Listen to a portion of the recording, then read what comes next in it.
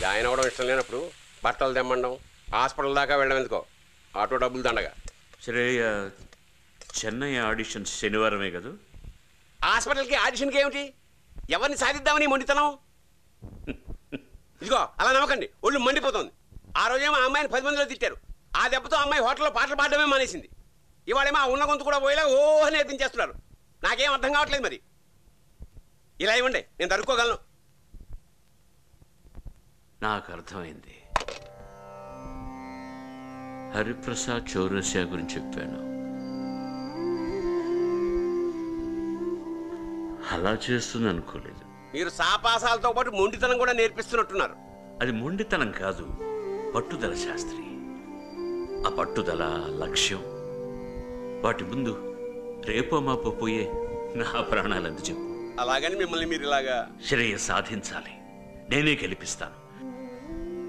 నేను సాధించలేనిది శ్రేయకైనా దొరకాలి. ఇన్నేళ్లుగా నాతో ఉన్నావు, నువ్వు కూడా డాక్టర్లా మాట్లాడితే ఎలా? ఒక్క వారం, ఆ తర్వాత నువ్వేం చెప్తే అది చేస్తా. కానీ అప్పటికి తెలుసు, టైం లేదు. శ్రేయను నా దగ్గరికి పంపి ఆ భగవంతుడు నాకు ఇంకో అవకాశం ఇచ్చాడు, ఆఖరి అవకాశం.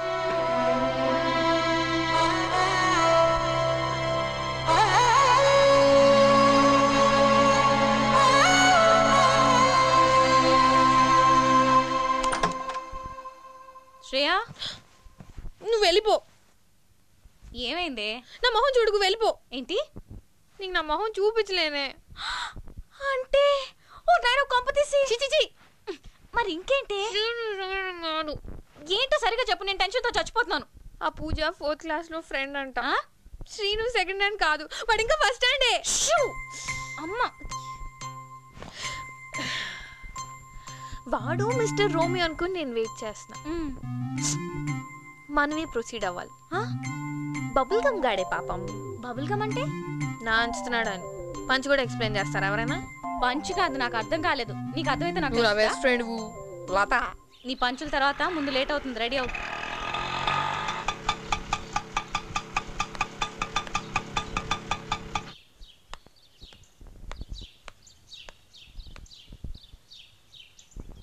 శాస్త్రి గారు, శాస్త్రి గారు, శాస్త్రి గారు, గురుగారు ఏం చేస్తున్నారు? ఈరోజు క్లాస్ లేదా? గురుగారికి ఒంట్లో బాగాలేదమ్మా, పడుకున్నారు. సరే, నువ్వు వచ్చే లోపలికి ఆ సామాన్ సర్దేద్దాం అనుకున్నాను. సరే పద, ప్రాక్టీస్ చేద్దాం. పని చూసుకోవచ్చు. మధ్యలో ఎందుకు వదిలేయడం, పూర్తి చేసి వెళ్దాం రండి. సరే. ఈ బాక్సెస్ లో ఏమున్నాయి? మా ఆస్తి. ఇది మీ ఆస్తా?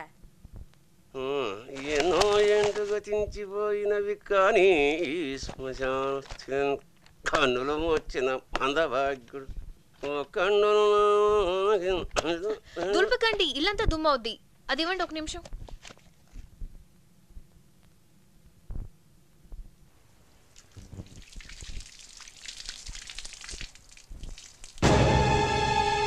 బాబాయ్, కొంపలు అంటుకుంటా. రక్తం ఎవరిది? రక్తం కదమ్మా, ఉత్తాయాసం వస్తే రాత్రి కిళ్ళి తిన్నాను నేను. రక్తానికి కిళ్ళికి తేడా తెలీదా నాకు? అంటే మీరు చెప్తారా, గురుగారిని అడగమంటారా? అది శాస్త్రి గారు, ఏమైంది ఆయనకి? నీకు తెలియకూడదని ఇన్నాళ్ళు. అంటే ఆయనకి థ్రోట్ క్యాన్సర్. ఏంటి? మరి ఇంట్లో ఏం చేస్తున్నారు? హాస్పిటల్ తీసుకువెళ్దాం.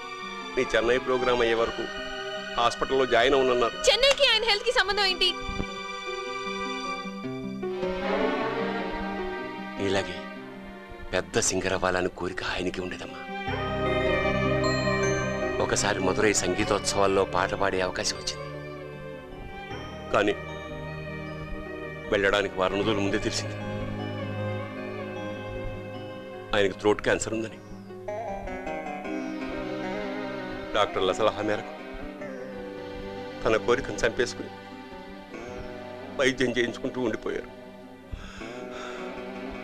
అప్పటి నుంచి పిల్లలకి సంగీత పాఠాలు చెప్పుకుంటూ బతుకుతున్నాం. నయమవుతుంది కదా?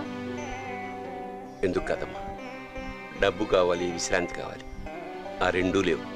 ఆయన మీకేమవుతారు? గత జన్మ సేతుబంధనం. కొన్ని బంధాలకి పేర్లుండవమ్మా. మీరు తప్ప ఆయనకి ఎవరు లేరా? ఆయన ఫ్యామిలీ ఉన్నారు. ఎక్కడా? నేనెప్పుడు చూడలేదు. నీ వెనకాలే ఉన్నారమ్మా. ఆ పెట్టి నిండా ఉన్నారు.